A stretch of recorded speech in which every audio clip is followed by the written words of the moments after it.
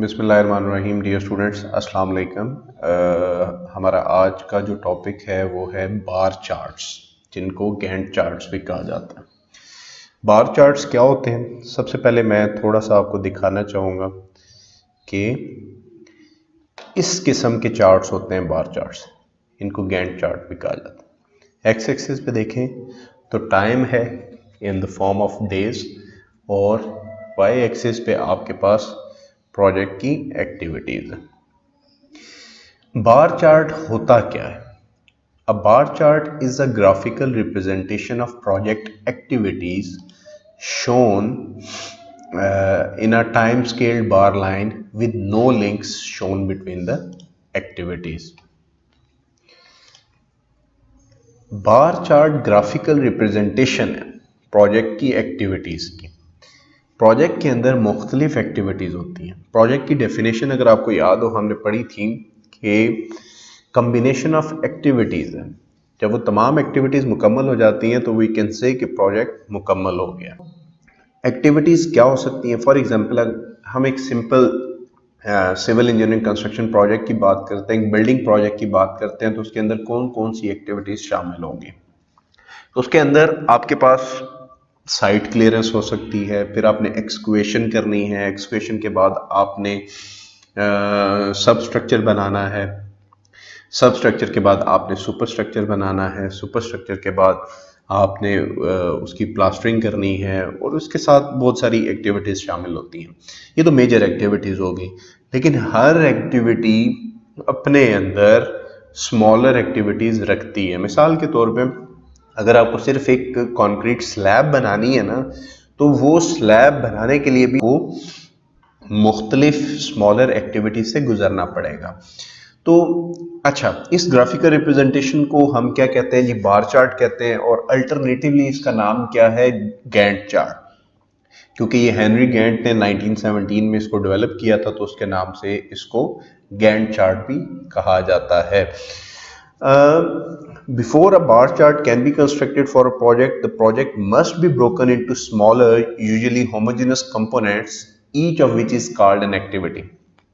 तो अगर आपको किसी भी प्रोजेक्ट के लिए बार चार्ट बनाना है, तो पहले आपने उसको मुख्तलिफ एक्टिविटीज में तोड़ना होगा, स्मॉलर यूनिट्स में तोड़ना होगा, एक्टिविटीज आइडेंटिफाई करनी होंगी कि आपके प्रोजेक्ट के अंदर कौन कौन सी एक्टिविटीज हैं, तभी आप विद रिस्पेक्ट टू टाइम उन एक्टिविटीज का बार चार्ट डेवलप कर सकते हैं। एक्टिविटी जो है प्रोजेक्ट के अंदर, वो स्मॉलर एक्टिविटी भी हो सकती है, वो लार्ज एक्टिविटी भी हो सकती है, वो कम ड्यूरेशन की भी हो सकती है, वो ज्यादा ड्यूरेशन की भी हो सकती है, और चाहे वो स्मॉलर हो या बिगर एक्टिविटी हो, बार चार्ट से आप उसका स्टार्टिंग पॉइंट और उसका एंड पॉइंट जो है वो रिप्रेजेंट कर सकते हैं। फिर बार चार्ट्स की मदद से आप प्रोजेक्ट का प्लान स्केड्यूल और एक्चुअली बिल्ड स्केड्यूल भी डेवलप करके उनका कंपैरिजन कर सकते हैं। अब प्लान स्केड्यूल क्या होता है? देखिए, प्लानिंग होती है किसी भी चीज की एग्जीक्यूशन से पहले।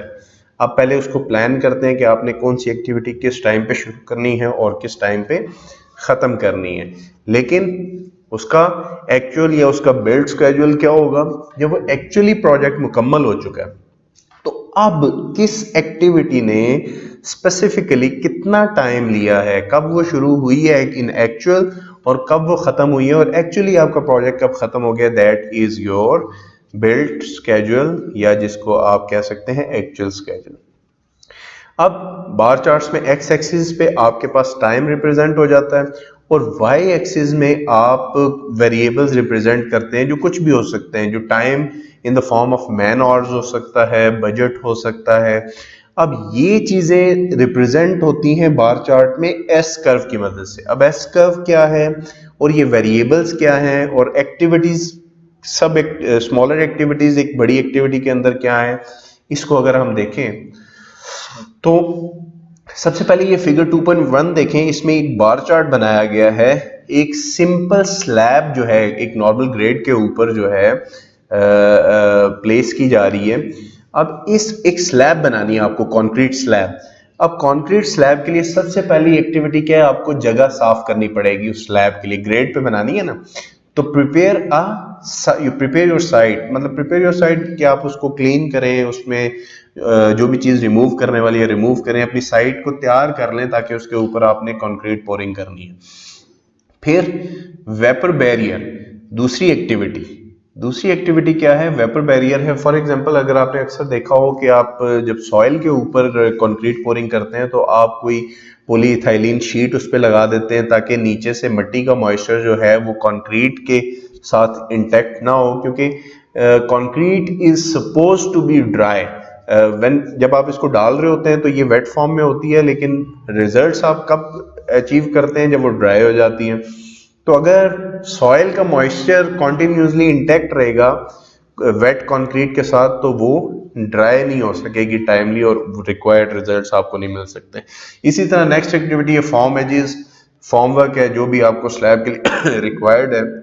वेल्डेड वायर फैब्रिक, अब उसमें एक एक्टिविटी ये है कि पॉलीइथाइलिन शीट आपने बना ली, लगा ली, उसके ऊपर आप वायर फैब्रिक कर रहे हैं ताकि वो स्टील वायर उसमें डाल रहे हैं ताकि उसका वो टेम्परेचर इफेक्ट जो है उसकी वजह से क्रैकिंग ना आए।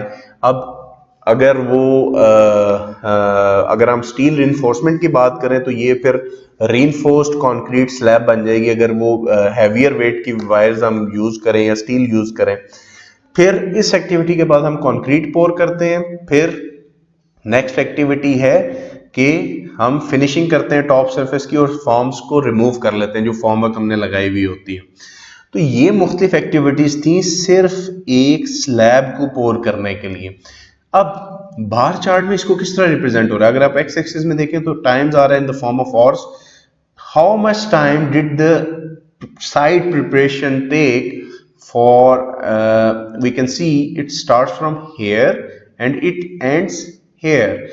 How much time is this in terms of hours? In terms of hours we have this block is equal to 1 hour and 2 block means that our site preparation activity took 2 hours to get completion. इसी तरह जब site prepare हो गई तो दूसरी activity vapour barrier installation की थी, तो इस पॉइंट से वो वेपर बैरियर इंस्टॉलेशन शुरू हो गया और इस पॉइंट पे वो आके खत्म हो गया, यानी कि it took only 1 hour for completion. Next है फॉर्म वर्क, तो वो यहां से शुरू हुआ और इस पॉइंट पे खत्म। इसी तरह आपकी सारी एक्टिविटीज किस पॉइंट ऑफ टाइम पे शुरू हुई और किस पॉइंट ऑफ टाइम पे खत्म हुई ये बार चार्ट से बड़ा क्लियरली रिप्रेजेंट हो रहा है। तो हमारा प्रोजेक्ट एट दिस पॉइंट यहां से वो शुरू हुआ and it took 11 hours to complete this whole task of slab pouring. इसी तरह alternative bar chart for placing a simple slab on grade placed in 2 parts. अब कंक्रीट पोरिंग 2 हिस्सों में वो रिप्रेजेंट कर रहा है।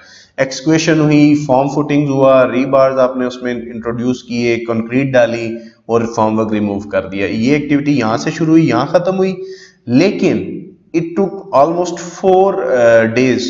एक्सक्वेशन की एक्टिविटी ने 4 दिन लिए, लेकिन चूंकि इतनी एक्सक्वेशन हो चुकी थी कि उस पर काम शुरू हो सकता था, तो ये at the end of the second day हमारा फॉर्म फुटिंग्स का काम शुरू हो गया। अब फॉर्म फुटिंग्स का काम भी चल रहा है और ऊपर एक्सक्वेशन भी चल रही है। यहाँ आके एक्सक्वेशन मुकम्मल तौर पे खत्म हो गई है और आपकी फॉर्म फुटिंग्स का काम आगे चलता जा रहा है अंटिल कंप्लीशन।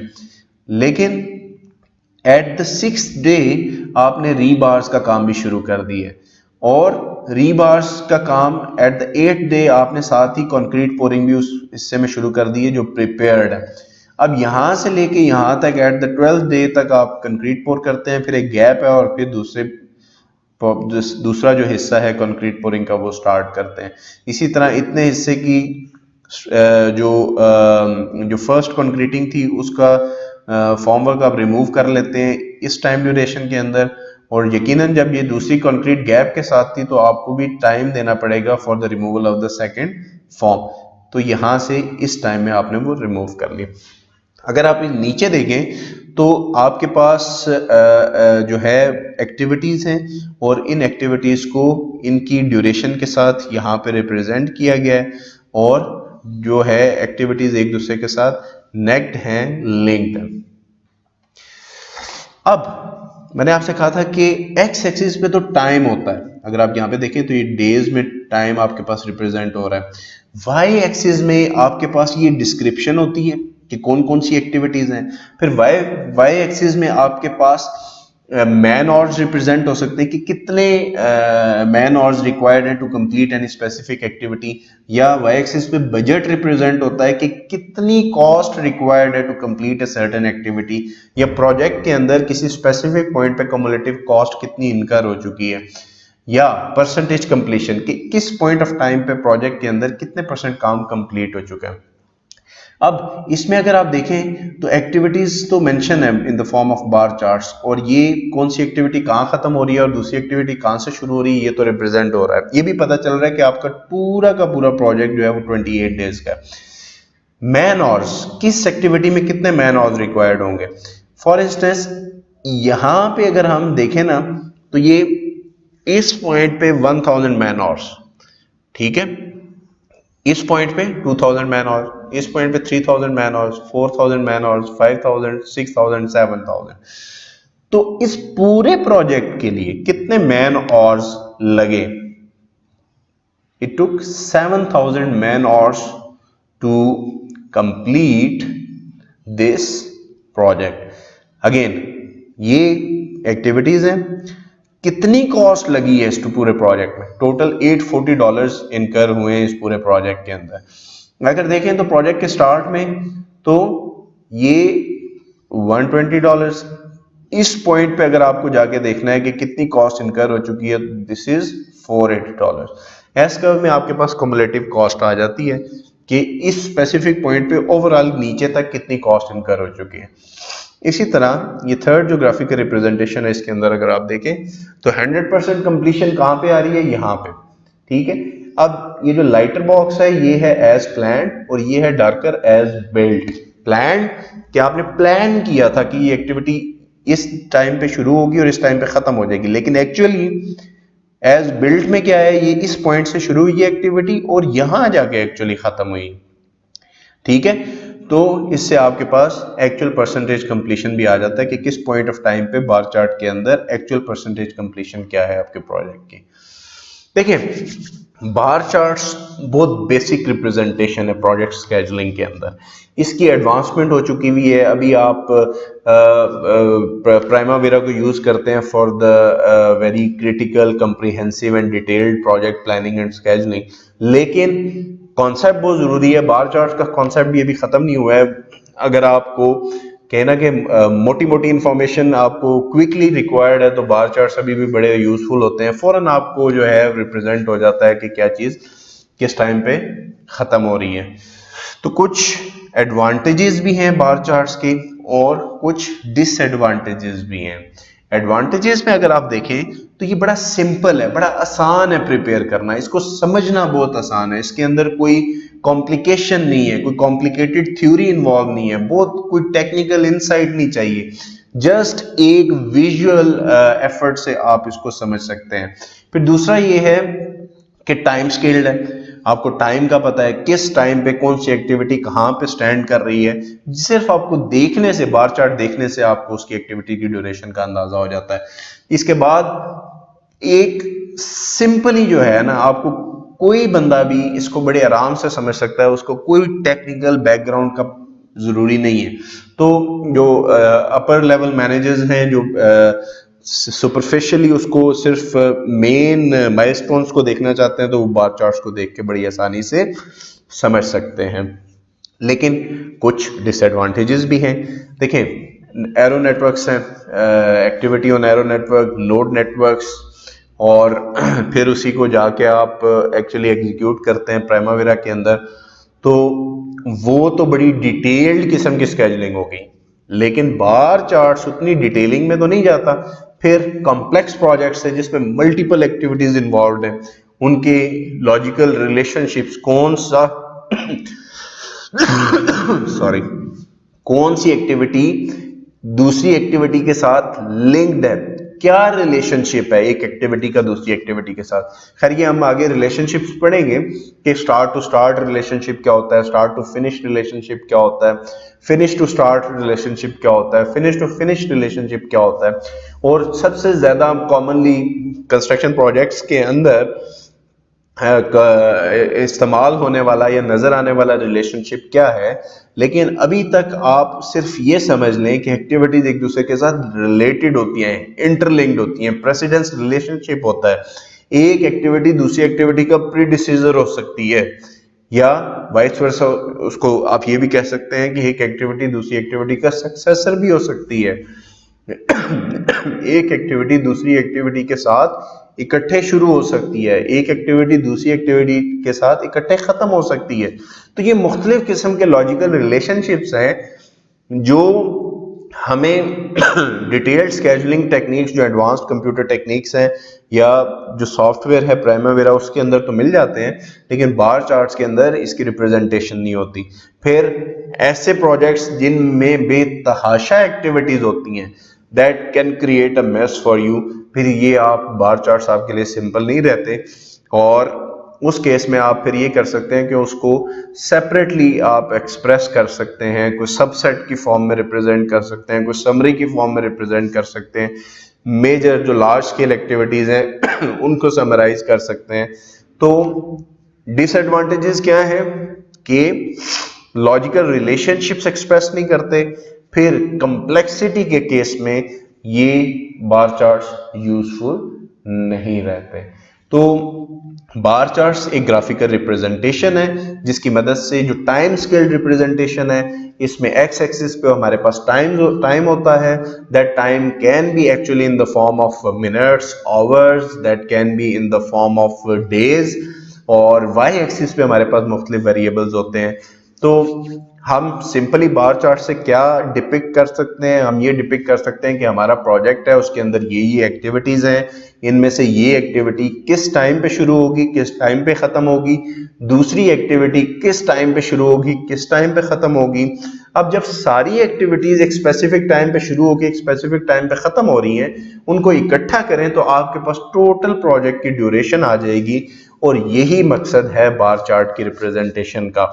और अगर इसमें हमने देखा था कि अगर आपको रिप्रेजेंट करना है डिफरेंट वेरिएबल्स, मैन आवर्स को रिप्रेजेंट करना है, बजट को रिप्रेजेंट करना है, परसेंटेज कंप्लीशन को करना है, या कोई और अर्न वैल्यू की आप कैलकुलेशंस इसमें कर सकते हैं सॉरी। तो वाई एक्सिस में आपके पास इस किस्म की इंफॉर्मेशन आ सकती है, और इसको आप किसी भी पॉइंट ऑफ टाइम पे एक्स्ट्रापोलेट करके, इंटरपोलेट करके, या एक्चुअल आपके पास कॉस्ट टाइम की वैल्यूज मौजूद हैं तो वो इनकॉर्पोरेट करके इस एस कर्व से आप क्या कर सकते हैं, उसको आइडेंटिफाई कर सकते हैं। तो आज का हमारा जो लेक्चर था that was about bar charts, and this is all from today. और before ending this, we are just going to see this bar chart representation. This representation is basically for constructing a bridge. एक bridge बनाना है, और इस bridge के अंदर मुख्तलिफ activities हैं हमारे पास। एक ब्रिज को बनाने के लिए क्या एक्टिविटीज हो सकती हैं? सबसे पहले आपने साइट प्रिपेयर की, पाइलिंग की, अंडरग्राउंड पाइलिंग हो गई आपके पास, कॉलम्स यानी कि पियर्स, जो ब्रिज के केस पे उनको पियर्स कहा जाता है, उनको पियर्स हेड्स बनाने हैं आपने, फिर आपने डेक स्लैब बनानी है, फिर डेक स्लैब के ऊपर आपने जॉइंट्स जो आपकी स्लैब के आएंगे, अप्रोच स्लैब बनानी है, और सब उसके बाद आपने रोडवे कंस्ट्रक्ट करनी है, या जो भी फॉर्मवर्क उसके लिए बनाया था उसको रिमूव कर लेना है। तो ये मुख्तलिफ एक्टिविटीज हैं एक ब्रिज बनाने के लिए। आपका आज का टास्क भी ये है कि प्रोजेक्ट के अंदर, एक बिल्डिंग प्रोजेक्ट के अंदर कौन कौन सी एक्टिविटीज शामिल होती हैं, कौन सी एक्टिविटी पहले करनी है, कौन सी उसके बाद करनी है, और उनका आपस में रिलेशनशिप क्या है, इसको आपने समझना है। इसी तरह फिर मेगा स्ट्रक्चर्स आ जाते हैं, फिर आपके पास डैम्स आ जाते हैं, आपके पास ब्रिजेस आ जाती है, आपके पास वाटर रिजर्वायर्स या वाटर स्ट्रक्चर्स आ जाते हैं, ठीक है, स्पिलवेज आ जाते हैं। और बेतहाशा सिविल इंजीनियरिंग प्रोजेक्ट्स हैं, रोड्स हैं, रनवेज हैं, रेलवे लाइंस हैं, ठीक है, एयरपोर्ट्स हैं। तो उन तब तक आप एक अच्छा स्केड्यूल नहीं कंस्ट्रक्ट कर सकते जब तक आपको प्रोजेक्ट की इनसाइट्स का पता ना हो।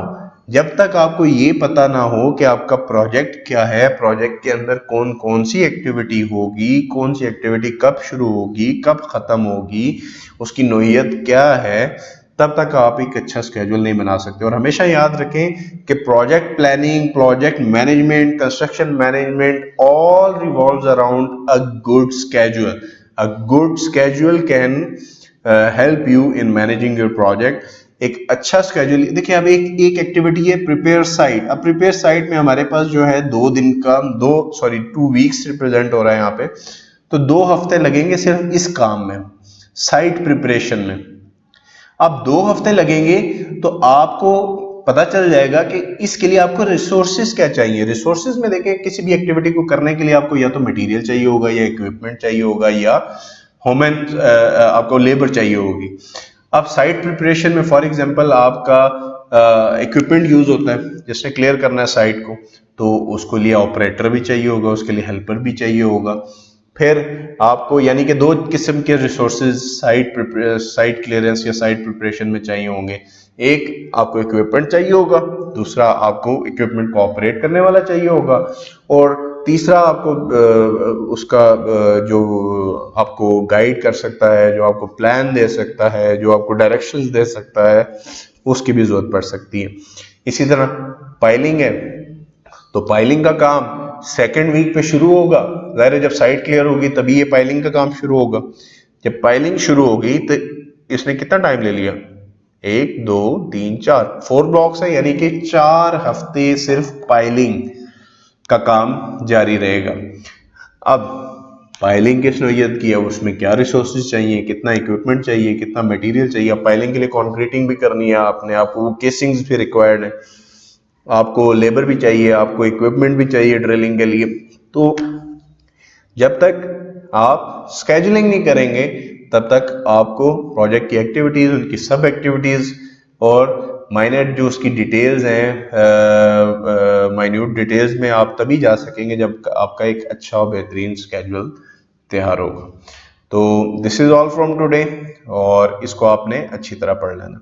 Thank you very much, take care, अल्लाह हाफिज।